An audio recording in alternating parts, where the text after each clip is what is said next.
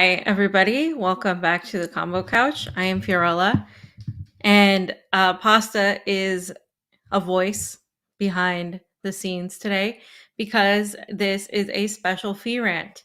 And I wanted to talk about this very serious subject. Somebody was like, "This is a very cheery subject you chose to speak on today."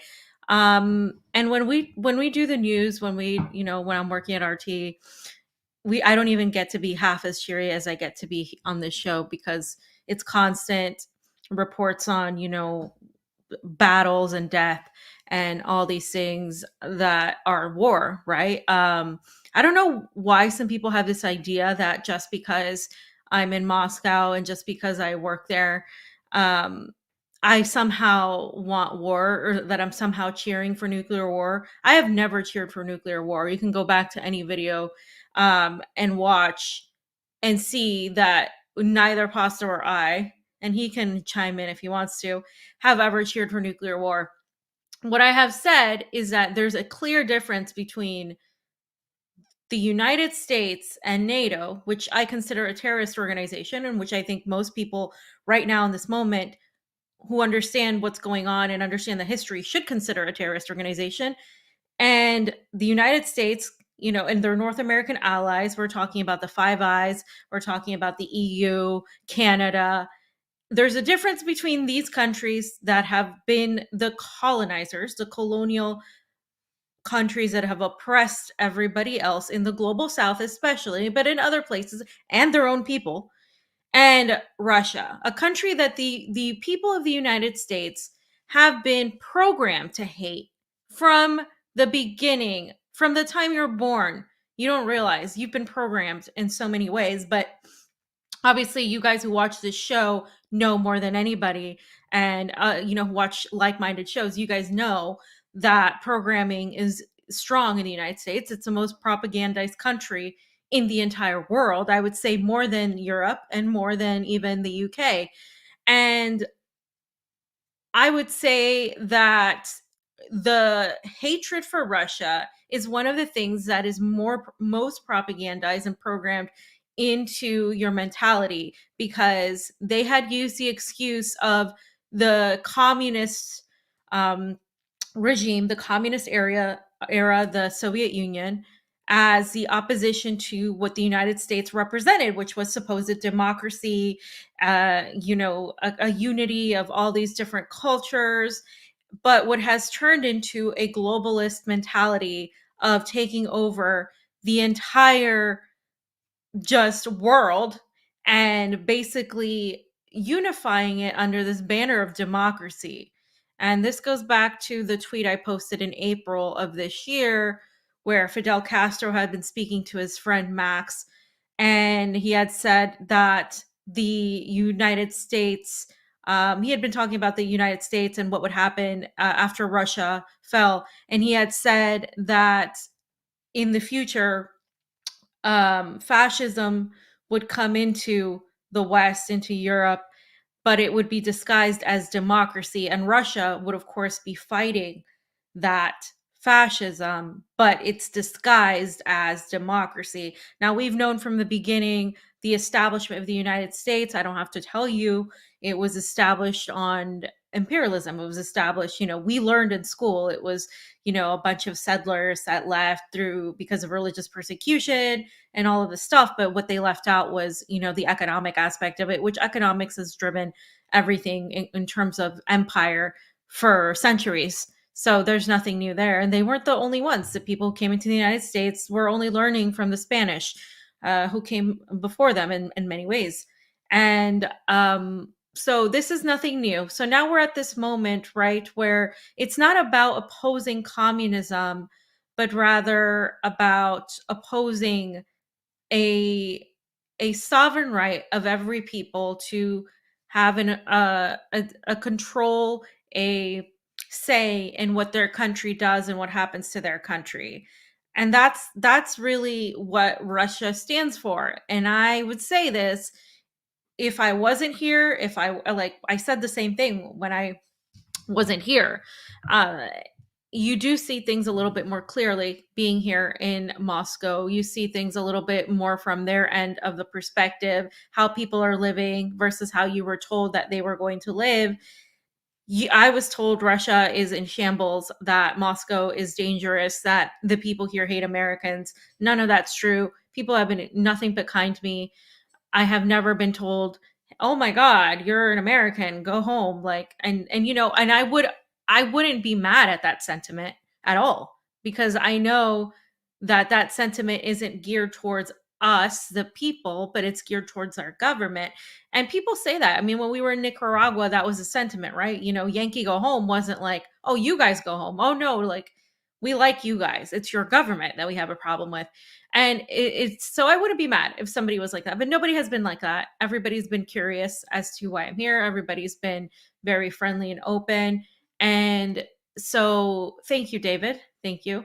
Um, and yeah, I mean, again, so many people are propagandized right now in the United States, which makes their job easier. So the last thing I need is for people to come and tell me that I'm doing anything different than I would be doing, just because there is a difference between the West as the hegemon and everybody else. It's not just Russia, it's literally everybody else. Um, and that doesn't mean that Putin is free of criticism, that anybody, any leader, or that any country is free of corruption. Every country has corruption. You can ask anybody here what their criticisms of Russia are, especially if they're Russian, if they live here. I'm not Russian. I don't, I am not a citizen. I am here as a guest. So I'm not going to sit here and pontificate as to what I think they should be doing. I do think, like, I'm definitely far more liberal when it comes to drugs and when it comes to, the LGBTQ issue than people are here. Same as people in Nicaragua, same as people in Latin America. They're not there on those issues, but I'm not going to go there and tell them how they should run their country, because then I would be doing the same thing that the United States government has been doing to people. And obviously their methods are a little bit more extreme, and their intentions are not good. Their intentions aren't to just educate everybody and help everybody out in a humanitarian way. We've learned that that's the excuse, but the reality is resource extraction, control. And that's what is really this conflict is really about. It's an existential conflict we're fighting here. This isn't Ukraine versus Russia, guys. It hasn't been that for a long time. This is the United States versus Russia, but bigger than that, NATO versus Russia, but bigger than that, it's people versus an empire. The people of pretty much the entire world versus an empire. Did Um, you have something to say? yeah, I did want to say something because you said I can say something before, and I just kind of want to whistle in on this. I was going to just kind of engineer from behind the scenes today, let Fee do a Fee rant, but I didn't realize she was going to open up with her opening statement and what she talked about, which is so important because there are some friends of ours or followers of the show that have kind of constantly reached out to us on a regular basis, trying to say that they're taking this anti-war position across the board. That just because you wear a different hat doesn't make you right, and kind of alluding to the fact that we're trying to take this anti-imperialist stance, this anti-West stance. No, we're not. At the end of the day, and this is I'm going to speak for myself right now. It's what Vanessa Beeley said. It's who is the ultimate aggressor here at the end of the day. Who's the one pushing all the buttons? Who's the one pulling all the strings? NATO. We understand what they're doing. Thank you for my hair today. I know it's a little bit messed up, but what about the people in the Donbass? We've said this for quite some time. How long? This is Russia invading Ukraine first. No, it's not. This is everything to do with what happened in 2014. It's been a puppet government for quite some time. And none of us want nuclear war here. We've paid attention to the doomsday clock before in the past. We've reported on it and whatnot. But at the end of the day, what about the people of the Donbass? They don't have a right to exist. So, people have gotten on me for saying that I've completely justified what Putin's done. I've said this before, and I'll say it again. I think he waited far too long to do what he's done. Do I like what he's done? Am I happy with it? No. But to say that he was left with any choices, that's a hard pill to swallow. And this whole kind of like hands off, support the people. I'm not supporting the government. It's a little naive, really, to tell you the truth. The governments are pulling the strings right now. The people in the Donbass were begging Putin to get involved for quite some time. Poroshenko, before he got in, Yanukovych, the president, was saying that Putin's going to need to intervene. So at the end of the day, I'm speaking for the people of Donbass, the people who are suffering, the people who are crying. And that's why I'm taking the position I want. I'm not taking the position because I'm playing team sports or want anybody, any type of nuclear war. That's the last thing I want. So just want to say that, fam. Go ahead and take it away. Yeah, and to the person who says no, Russia invaded, uh, you sound ignorant because yeah, Russia was asked to come in. Actually, was asked. It's not like the BS like in Afghanistan and Iraq where they weren't asked anything. The United States decided that they were going to intervene, just like they want to do in Iran now, just like they want to do in Taiwan right now, just like they do throughout the rest of the world, where they are using this excuse of humanitarian aid to help. But this isn't about allowing these countries to be sovereign.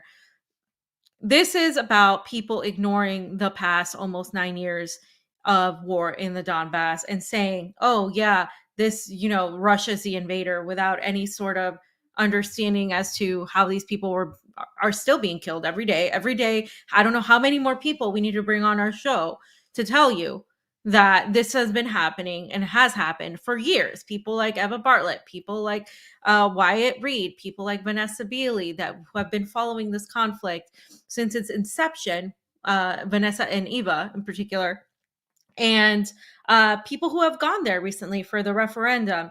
And you can look at other journalists who have been there as well, like Patrick Lancaster, since the beginning covering this conflict.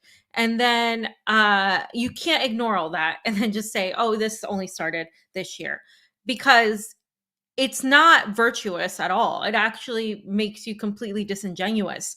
So aside from that, aside from this ad nauseum repetition of the fact that this conflict didn't begin just now, this conflict began a long time ago. And aside from the fact that 14,000 people were killed, many of them children, during this whole time. And that, as Pasta said, and I agree, Putin waited too long. And that was one of the reasons he did, was because Russia wasn't in a position, was because they were afraid of the backlash, which now you see even people who, supposedly are understand imperialism have been, the ones who just completely have taken this pacifist approach, which again, I reiterate, literally the topic of this is if the United States and NATO don't stop their provocations, we will get into nuclear war. We will. It's almost inevitable for us to go towards war right now at this point. It's almost going to be the inevitable consequence. And by the way, guys, please like and share, because I know this video is being completely throttled because of the title. I probably shouldn't have titled it that. But please go ahead and share the Rockfin as well, because Rockfin doesn't censor. But anyway, we knew that this was a long time coming, though, this confrontation.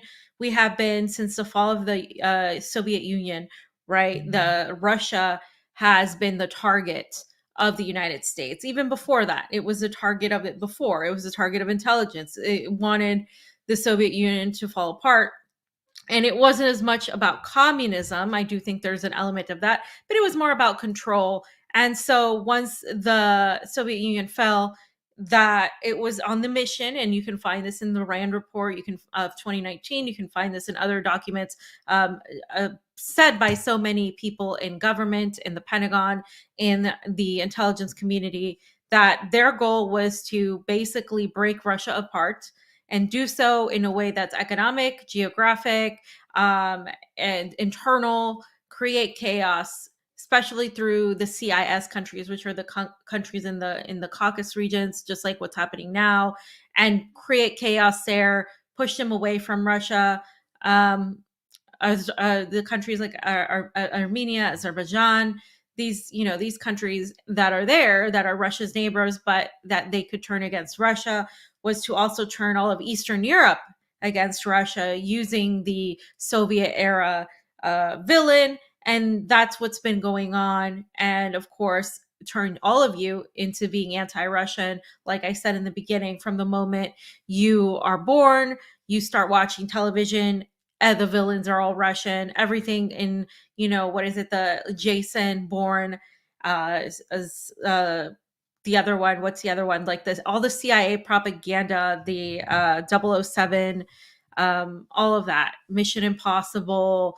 I mean, I could just go on and on through all these action movies. These are all anti-Russian villains. Anti-Russian like themes, and the villains are always Russian.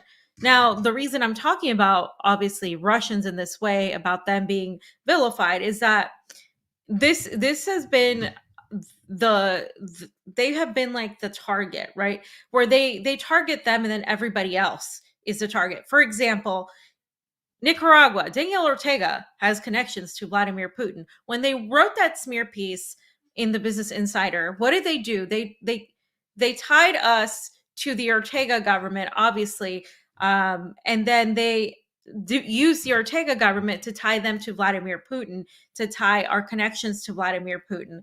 And so they basically did that.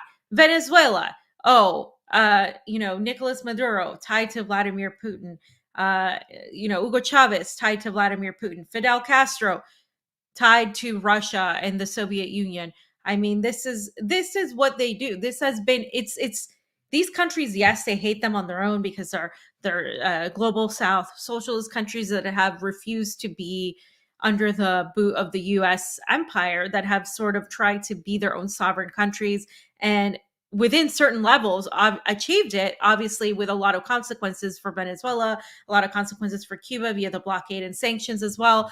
And Nicaragua, which right now the U.S. is actually going after Nicaragua's gold, and they're sanctioning Nicaragua's gold. Why? Well, because they are mad at them for siding with Russia. They were the only country that refused to condemn Russia.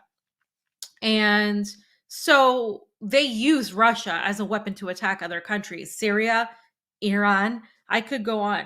So it's not as much about just Russia and Putin. It's about this greater existential fight that is happening, right? And I want to start now, then we can start. I want to go over this particular thing here because I think it's important that today Putin had a speech, and Putin's speech today, he was talking about he was giving a speech. He was on for like 4 hours, and he said a lot of things, and we'll go over some of them. This is one of the things that I think is most important for everybody to hear. He said that Russia is simply defending its right to existence, and that they are not going to become some kind of new hegemon. And I'm telling you this because one of the things that I disagree the most with certain groups of people here is that they think this is all theater, that this is all part of the plan, that Vladimir Putin is still a WEF guy, because there's an old video of him and Klaus Schwab. Literally everybody pretty much that I know, except the people that were always like super revolutionary, super anti-imperialist, have been to the World Economic Forum, have some sort of, if not them, their higher officials have been sent to the World Economic Forum. I am not 100% sure about Ortega. I don't think so. But like I said, it's literally pretty much everybody. There's literally like 2 or 3 countries that I can say for sure haven't had somebody in there. But this doesn't mean that politics is the same as it is now. And you can think that all you want and say, oh, you're naive to think that Putin has changed, blah, blah, blah. It's not that he has changed. It's that Russia, in a way, is very naive in dealing with their adversaries. They have been giving them the benefit of the doubt because Russians value diplomacy over pretty much everything. And even now, some would say, I would say, that Russia is a little too diplomatic, that they have been very restrained, and they, in some ways, suck at pushing back and hitting back. They simply allow their actions to show things, but they don't create a propaganda to like counteract US propaganda. It's just not their way. And when they try, it just doesn't come out and translate because it's a completely culturally different way of thinking. It's completely different. So they're not good at that. And it shows you that there hasn't been a need. You could argue that there's a need now, but I think at this rate, they wouldn't be good at propaganda because their propaganda would be nothing compared to the propaganda that the United States and the intelligence community apparatus does. And so when you're talking about the fact that Russia is in some way this theory, which I think is extremely lazy because it's basically dependent on everybody agreeing, every sort of elite group being in complete and total agreement and having zero internal quabbles and internal disagreements, which is impossible because, believe it or not, even the elite have disagreements and even the people in power have disagreements. And it would just completely it'd be sort of reliant on that, and it would also be a very superficial way of just saying nobody else has any sort of counter argument to this. So a lot of people have been claiming Russia is part of it, that this is all theater, that they're all just going to push us into the fourth industrial revolution, that this is just all part of the plan, and that Putin and the United States are just playing with us and they're toying. And I think that's a very dangerous notion because it dismisses the fact that we are extrememely close to nuclear war. And I don't say that lightly. I'm not an alarmist. I don't think I've ever been one to say, "Oh yes, we're there, we're heading, everybody's going to die, blah blah blah." You'll never hear those words from me. But I'm telling you right now, I don't think we've ever been this close to a possible nuclear catastrophe in the lifetime of myself and many others. I don't think we have been. And I think we are right now because of the actions of the West. Okay. We have literally thousands of these troops, and they're the 101, 101st Airborne troops that are deployed, and they're literally are at Ukraine's border. And the moment they jump into fight against any Russian, that is a declaration of war. They're literally right there. And that's all it takes. And of course, the only country that has used nuclear weapons and accuses everybody of using them, though, is the United States. The United States deployed nuclear weapons that killed hundreds of thousands of civilians that it didn't have to do. It didn't have to do that. And it did it. And that is scary. That is a very scary thing. So here is what Vladimir Putin said that I believe pretty much dismantles this idea that Russia is a part of this. And if we could just play it. Элитам Запада. Россия просто отстаивает свое право на существование и свободное развитие. При этом мы сами не собираемся становиться новым каким-то гегемоном. Что добавить? Россия не бросает вызов элитам Запада. Россия просто отстаивает свое право на существование и свободное развитие. При этом мы сами не собираемся становиться новым каким-то гегемоном. Что добавить? Россия не бросает вызов элитам Запада. Россия просто... Okay, so a couple things of what he said. Russia is not challenging Western elites. Russia their main goal wasn't to challenge the West. It's not like Putin wanted to come in and just be like, "Oh yes, let me lead the fight, the existential fight against global Western hegemony." I don't think that was the intention. I don't see any evidence of that. I don't see that was what Russia wanted. Russia was fine keeping to themselves and, being a capitalist country, which they are, trading. They were fine, having this relationship with the United States where it was adversarial, yeah, but they still, had to engage economically. You could say the same thing about China. China's and the United States' economic relations are so intertwined. It was never about, going on this crusade on behalf of everybody else and just saying, hey, we're going to take on the United States. Like, that wasn't the plan. That's what he's saying. But now they're fighting for their right to exist, because if NATO were to continue expanding eastward, and if Russia allowed these factions, the Azov Battalion and these other, the C-14 and all of these other Nazi actual paramilitary fascist factions to come in and take control of eastern Ukraine and then go into Russia, that would not only just be terrible for the people of these regions, but it would also allow the incoming of NATO to surround Russia entirely. And of course, continue encroaching and isolating Russia then from everywhere else, and also just pushing Russia further out and just fragmenting it. So that's what he's saying. We're fighting for our right to exist as a sovereign country. That is reminiscent of pretty much any country that has taken on the United States, whether it's Cuba, whether it's Venezuela, Nicaragua, any country that's trying to exert their own sovereign right, even the countries that have long been partners of the United States, like Colombia, taking a chance to have a new type of government, different elections. Same with Honduras, who was Honduras couped by the government under the Obama administration, under Secretary of State Hillary Clinton.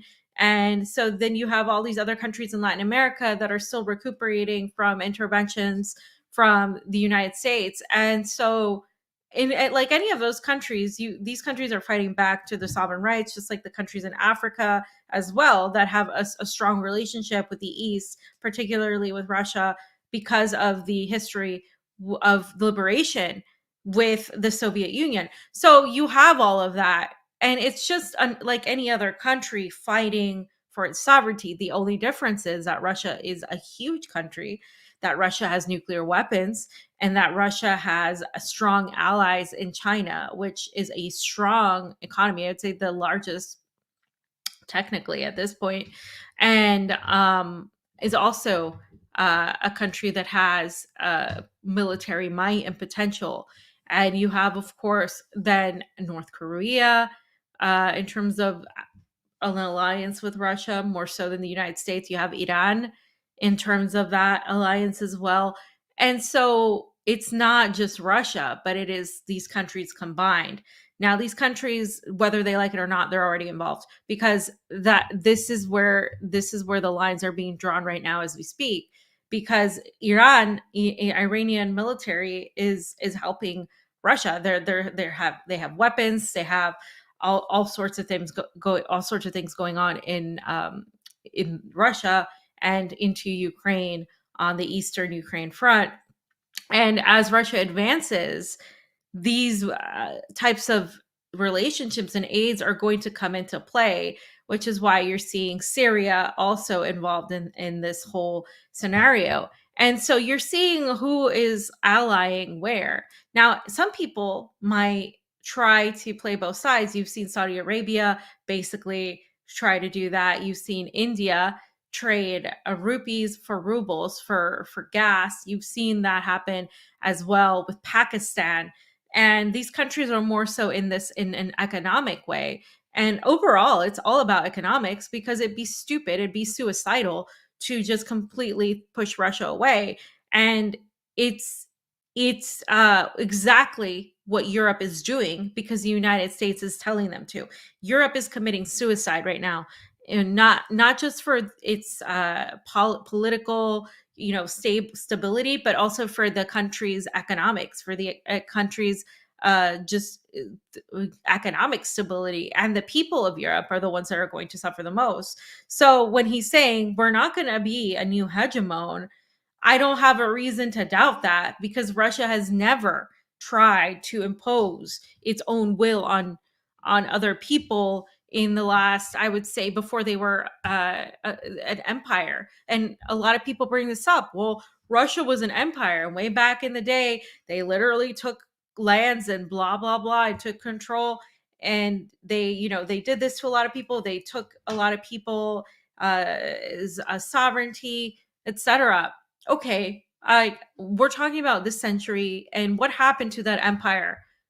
What happened to that empire? Do you guys know? The empire was overthrown by the people of Russia. They got rid of it because they hated it, because they didn't want to live like that. They overthrew their empire. The last time the United States did that, they overthrew the empire of they got rid of the British colony. But could we really say that the empire didn't just move across the sea? That the same people that were in control of the colonies didn't just come into the United States and start controlling the economy of the United States and pretty much wiping out Native Americans and enslaving the African people and literally just living off of that, extracting the resources? So how can you say, as an American, especially, which is where this criticism is coming from, as an American, where you have no idea what it's like to live under the consequences of bombs, of economic hardship, of political turmoil created by Western hegemony, particularly led in this recent century and a half by the United States. You have no idea. So how dare you tell people that Russia is just as bad when literally the Russians got rid of their own empire? We can't even literally make our Congress condemn nuclear war and say, hey, we might want to find some sort of diplomacy. We can't even do that. So how do you even have the audacity to equate it and say, oh yes, Russia's bad and Russia did this and Russia did that? You have nowhere to stand, because historically that's just not the reality we're living in. You can go back to the however many centuries and try to paint Russia as this empire. Sure, we can go back and talk about the British Empire, the Spanish Empire, and it's applicable, at least in Latin America, to talk about the Spanish Empire and what they did. But it's also even more applicable to talk about what the United States has done. Right as soon as the Spanish left, the United States basically got in there and took over. And so I guess for me, it's like, well, who's running the show here? Who's literally running the show? It's the United States and NATO.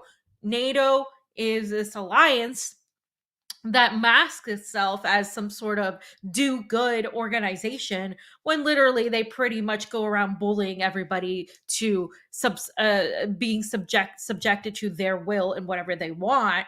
And so you can't say, oh, Russia did this and that. Like, okay, the Russian Empire did things. Okay, we can go back to talk about Britain and the Dutch and the Portuguese and the Spanish and literally every other empire, that the Ottoman Empire. Let's go back to the Huns and like whatever. We could go back to everywhere, because this is like the reality of humanity. This is like what happens throughout time. The conquest of people, the conquest of lands.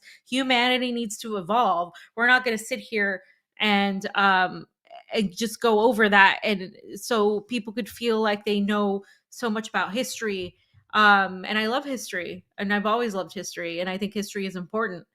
But you can't get lost in this virtue signal of, well, all war is bad, so we're going to equate these two sides, because it's the same thing as equating Palestine with Israel. It's not fair. There's not an equal fight there. One side is committing genocide and killing a bunch of Palestinians who don't have access to a fraction of the weapons, and certainly not at that level. And the other side is literally one side's committing genocide and killing them, and the other side is trying to defend itself.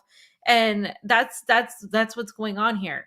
Now, Russia is definitely a country that can defend itself far more than the people of Palestine. Russia is a country that can defend itself more militarily than pretty much anybody in the global south. And that's why it can be vilified in such a way. But it is still not a hugely strong economy. It is still a country that could use a lot more population. It is still a country that that doesn't have, you know, so many people in spread all over the its country. I mean, Russia's huge. It's a huge country, but the resources are there for the West to want it. And so if they get it, if they got Russia tomorrow, that would be the end of any sort of strong opposition beside China. And then China would also be left with another less ally, right? And that is a reality. And if you want to talk about Russia and the things they've done, well, how about we allow Russians to do what they think what they should do with Russia? How about we allow Russians to decide what the hell they want? How about we stop imposing our own beliefs on how another country should be? That was what Vladimir Putin's speech was all about. So the next part, which I think is important to address, is Soleimani.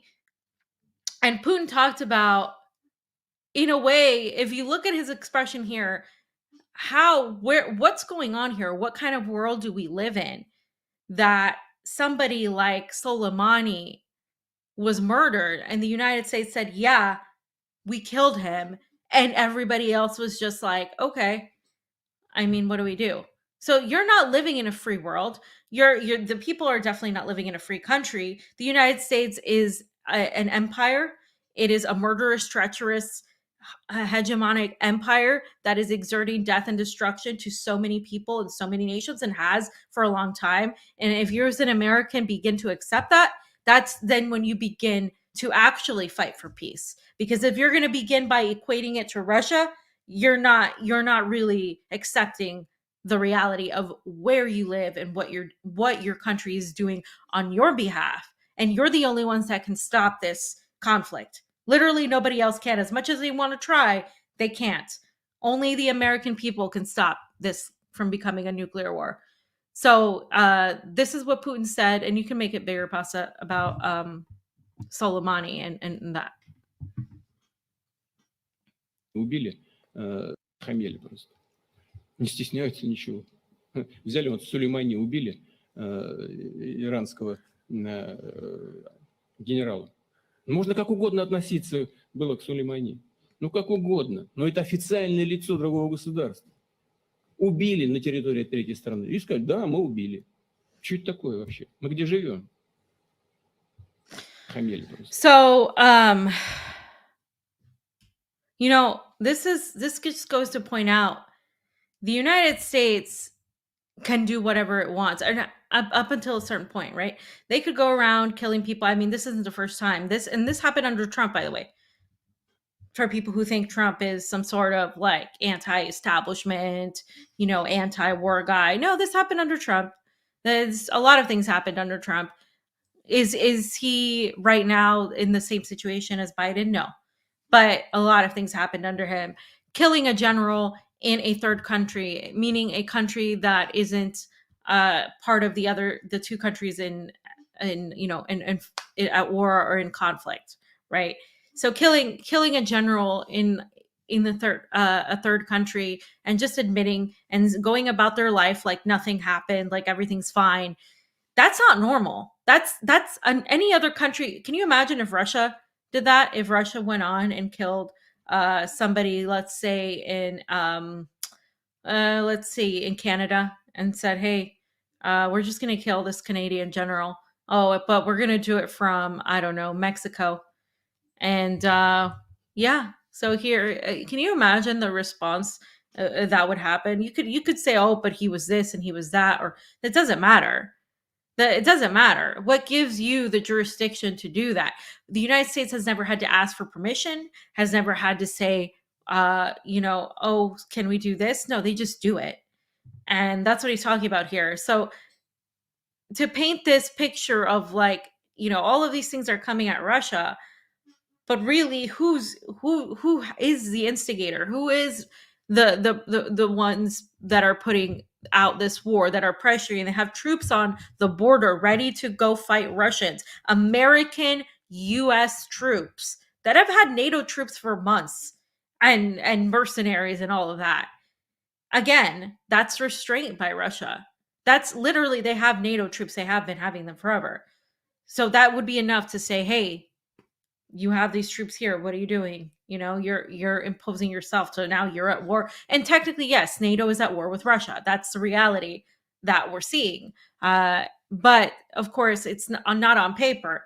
But if this happens, if these troops literally decide to go to war and fight and combat with Russia, then that is a whole other thing. And that's what Putin said in his speech that was misinterpreted months ago, the way we talked with Mark about this, where that speech where he was talking about how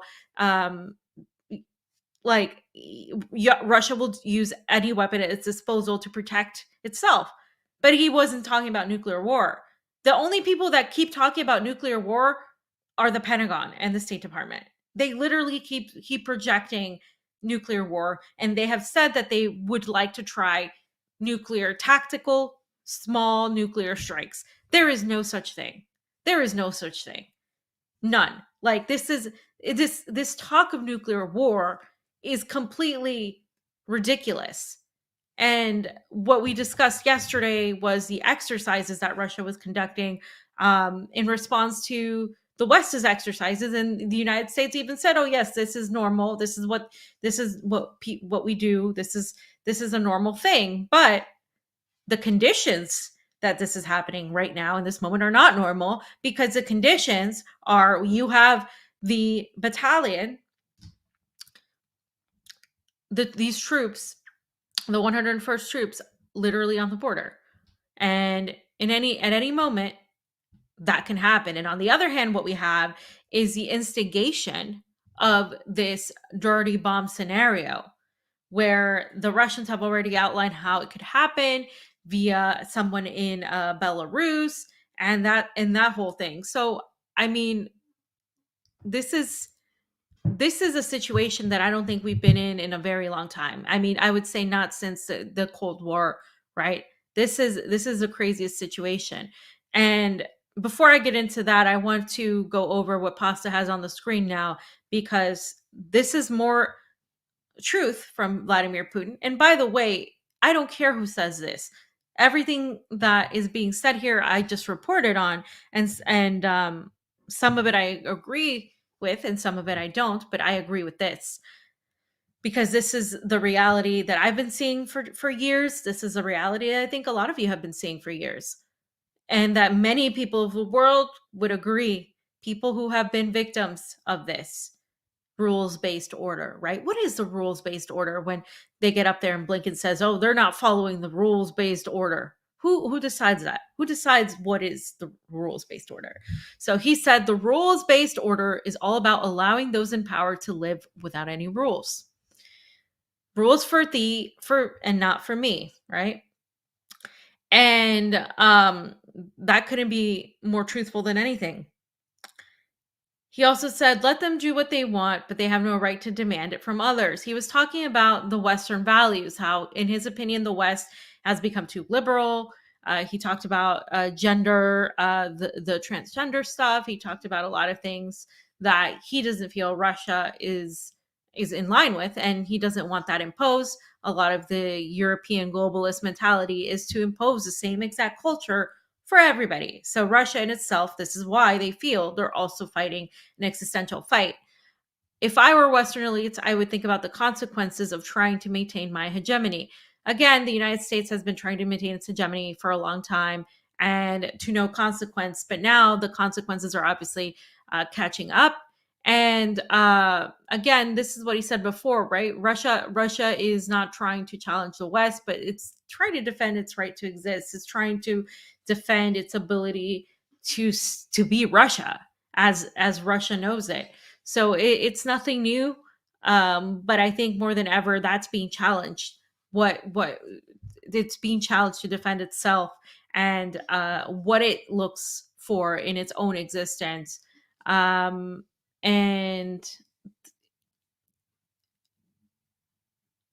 this is really important right here.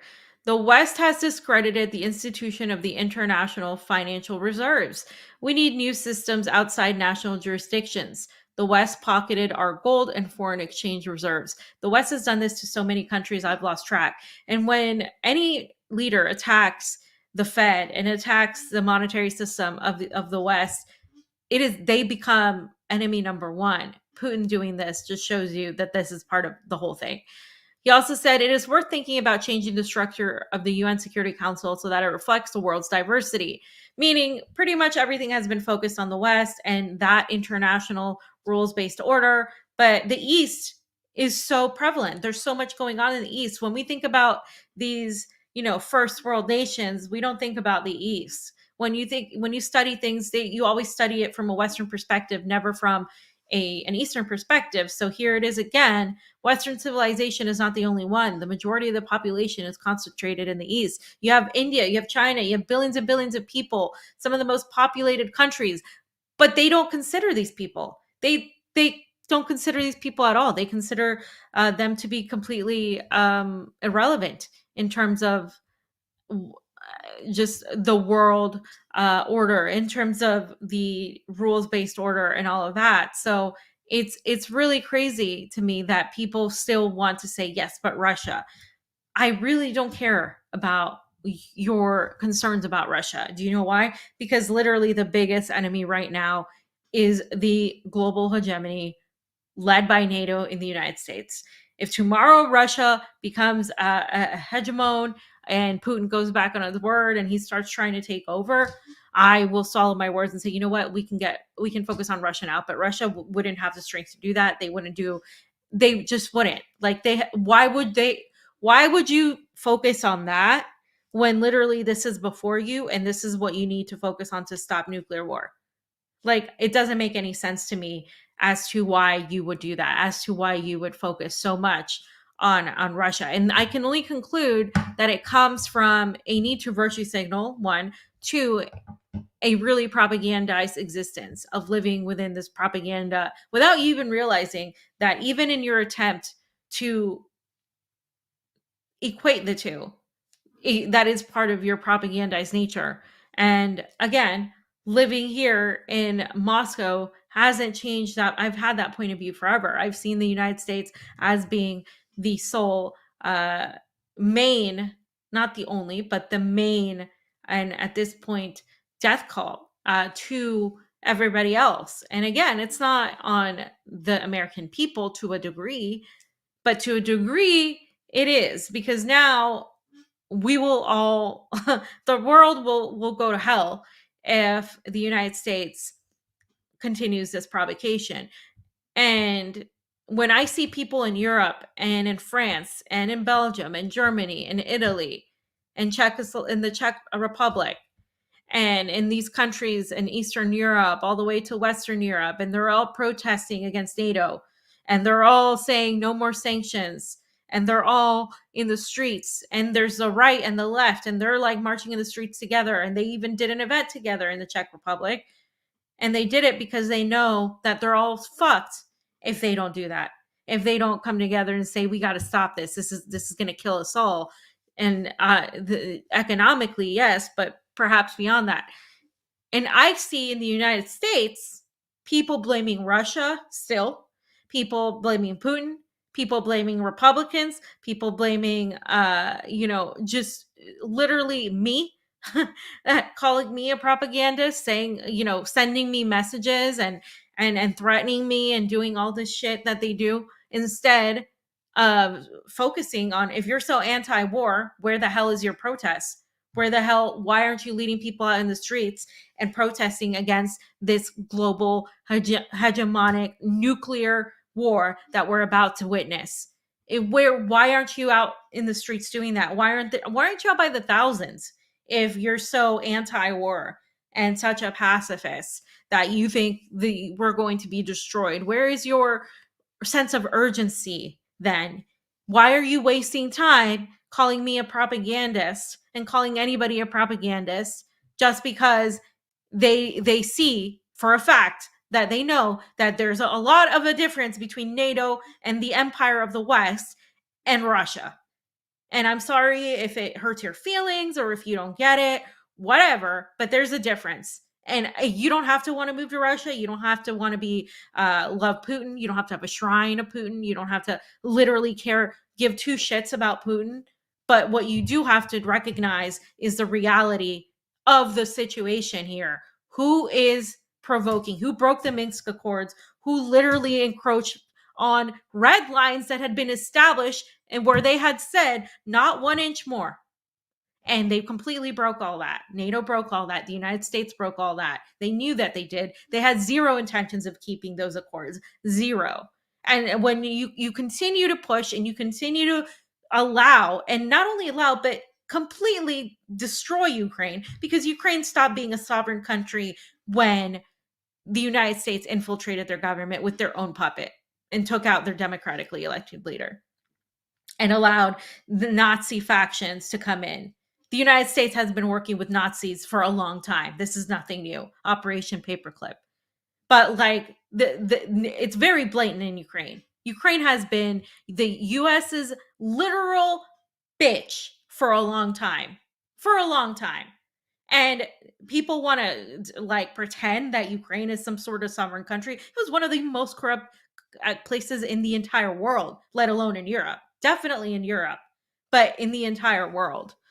And and you want to talk about the sovereignty of the people of Ukraine?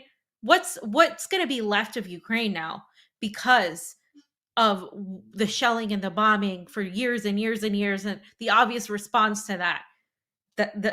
Hello, who created Ukraine? This is another thing Putin said. Who created Ukraine? By the way, right? So again, this whole equating it is ridiculous. What people should be focused on is, what are you going to do to help stop nuclear war? You can't stop nuclear war by trying to say, well, Russia and the United States need to just stop and Russia needs to stop. No, because that's not going to happen. I'm telling you right now, that's not going to happen, because Russia sees this as a fight for their lives, for their existence. And you should see it too, because guess what? If the United States is held into account, if the empire loses its grasp, if Europe falls, because Europe is falling at this point. I mean, look at the euro, look at what's going on with the inflation and energy prices and the crisis that they're going through. Awful for the people of Europe. But the people of Europe are at least holding their politicians accountable. They're protesting literally every other day. And they're literally talking about what they need to do. But guess who's literally threatening nuclear war with Russia? It's not the EU, it's the United States. And the United States is pushing the EU to help. Obviously, they're not helpless creatures. They have leaders that are inept and completely awful. And now you have Rishi, who is in the UK's prime minister, who's a complete and total tool of Klaus Schwab, who's a complete and total tool, like an actual tool, by the way, and who's completely and totally in bed with the social credit system, who is completely and totally just funded by Goldman Sachs and funded by special interests, who's a multi-billionaire. You have all of these people are in power. These positions, these little pawns have been put in play because that's what they're going to do. And you have all these people there. And then you're just going to say, oh, yeah, that's too bad. Like, Putin should stop. No, what are they doing? They're literally defending their the territories that have asked to be a part of Russia, one, and that's all it was going to be. But now that Ukraine's not going to stop getting funding, because Biden has already allocated billions and billions more. I believe it was 50 billion more. And that's not going to stop. The EU has said they're going to continue supporting Zelensky in Ukraine. Rishi has said he's going to all support Ukraine. The squad can't even literally draft a letter without retracting it less than 24 hours later because they don't want to sound like Republicans. So what opposition do we have in the United States here? Where's the anti-war movement? Where's the anti-war movement? What are they doing? Why are they literally walking around scratching like their like bellies, doing absolutely nothing? Where is the anti-war movement? Where is the urgency of the people who are saying, hey, we want this, we want that. You're not going to get shit when there's nuclear war. You're literally going to get nothing. I mean, everything else is just irrelevant. So if you really are a peace activist, if you really want no more war, you don't reach that by manipulating history and pretending a whole side of history doesn't exist. You don't reach that by saying, hey, you're a propagandist, so I'm not going to trust what you're saying. You literally reach that by understanding and being honest about what happened, how we got here, and how we're going to finish, help us get through this without getting into a nuclear disaster. Because at this point, guys, there's no going back. I mean, we're headed right towards nuclear war. And if not nuclear war right away, war. And war has never helped anybody. And a full world war that like we haven't had one since the 40s, it's never going to help anybody. It's going to destroy economies. It's this isn't the same. Like we can't go back to World War II and say, well, the United States can pull its economy by putting the people to work for the war. What weapons are you going to make? These aren't the same weapons. This isn't the same type of machinery. This is a completely different type of war now. The economy isn't going to help. It's going to sink. It's already on its way. Every single major economist has already said that we will hit a depression like we haven't seen in about a year, a little less than a year, 2023. So I don't know what to tell you, but all of these things that are happening they don't just happen overnight. They didn't just happen in February. They didn't just come out. They have been making their way for a long time now. And you don't have to love Russia. You don't have to wear a Z shirt, and you don't have to, say how much you love Putin every other tweet like some people do for clout. You don't have to do that. You literally don't. But what you do have to understand is that this is in no way equal. And understanding that it's not equal doesn't mean you're taking a team position. It literally just means you understand that sometimes there is a good and a bad, and sometimes there is a moral choice and an immoral choice, and that sometimes there is a very clear aggressor and a clear everybody else. That doesn't mean that the victim is completely innocent. That doesn't mean that the victim led a life free of sin. That doesn't mean that, everything else gets thrown out the window. But it just means that there is one entity that is endangering the entire world right now.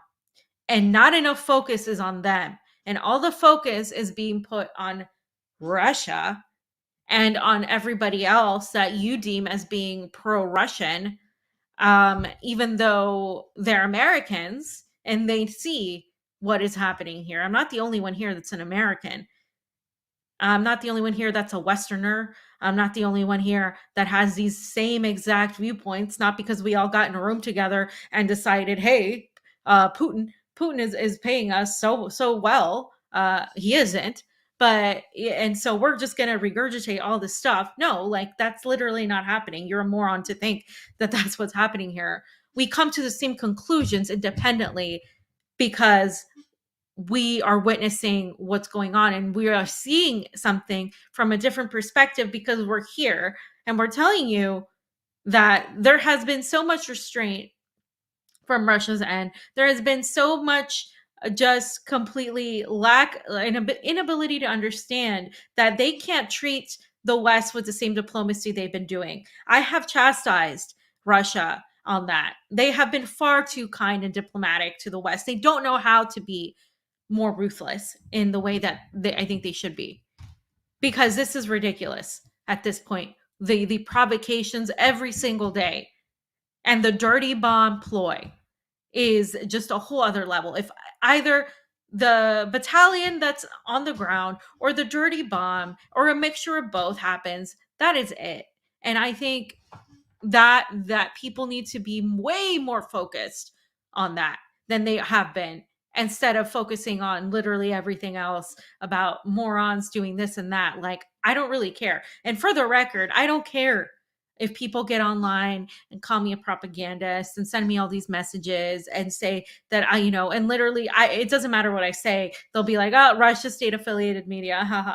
Do you know what that does to you? That means you literally are only saying that because Twitter labeled me that. One, because Twitter decided to label me, you are literally doing exactly what they want, which means makes you a sheep.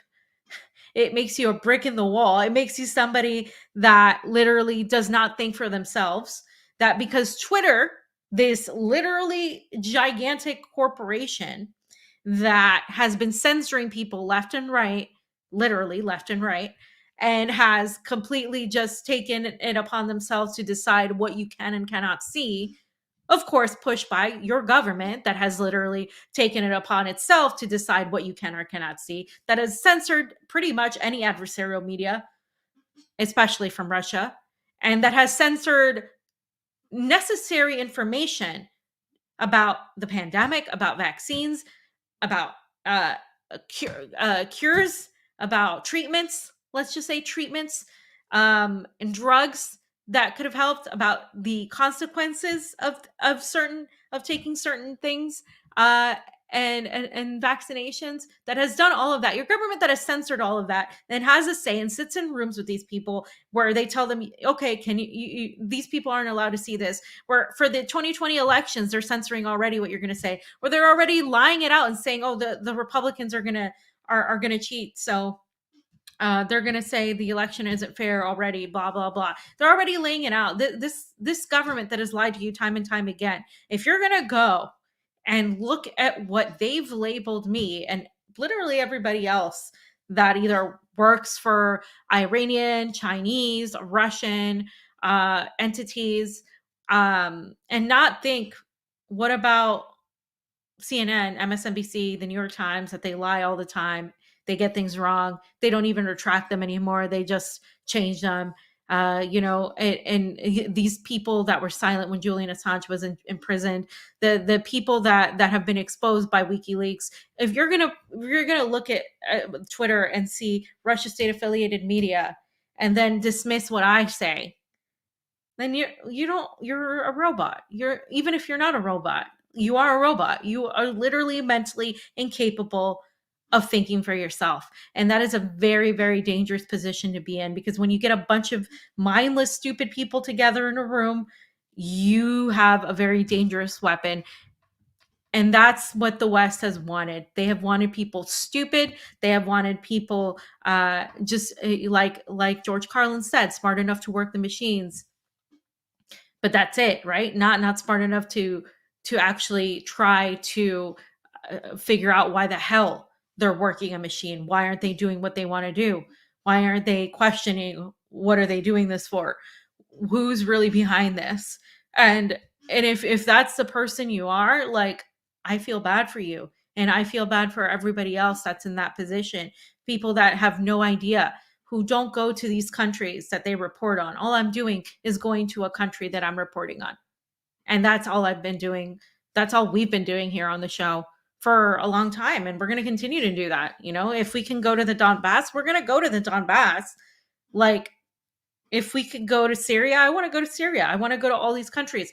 I want to go to really these countries that have been exposed as victims of US hegemony, yes, but also to really show a little bit more than just that, to really show the people, like we did in Bolivia, Brazil, Colombia, and all of these countries that we've been in, and why people feel the way they do. It's not as important at that moment as to what you think they should do, but why they feel the way they do. So that's that. And I think we are extremely close to nuclear war, and it scares me in a way. And I'm not one to get scared easily. It saddens me in another, because so many people, they just don't know. They're literally living their life every day. People I went to school with, they're just like in ignorant bliss. Like, it's so blissful for them because they don't know what's going on. And it's like, when people finally know, when it really hits them, I think it might be too late for that. this is why I don't think elections can save us. I don't think we can vote ourselves out of this, because these people are psychopaths, and they're willing to destroy the world and literally get rid of everybody and do whatever it takes to get a certain political agenda. This is an existential fight.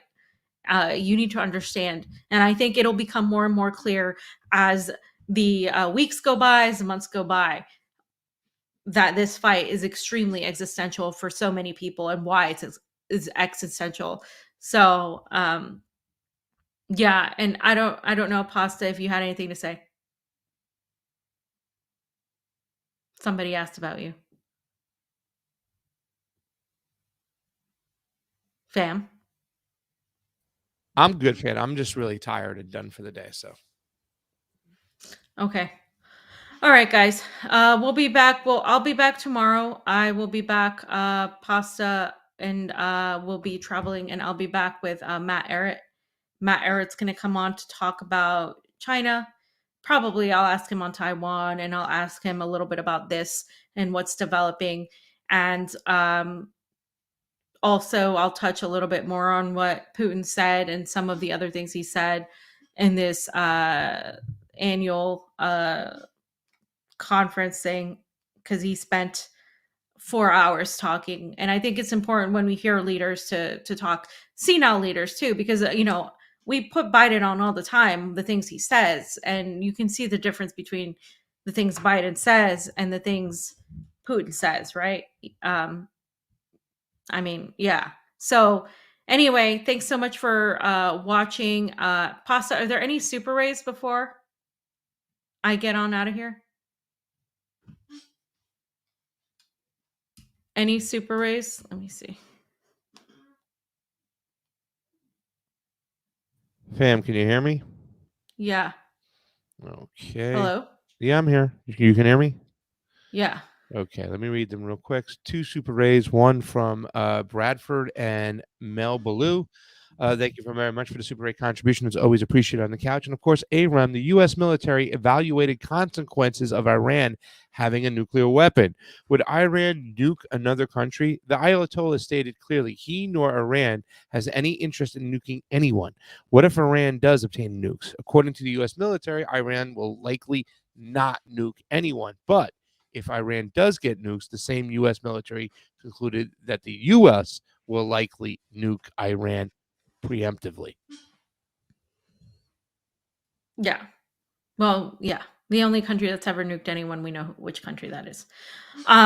Okay, guys, thanks so much. You guys are awesome. Thanks for watching, and thanks for tuning in. I'll see you tomorrow at a little bit earlier time. And we'll talk some more tomorrow. All right.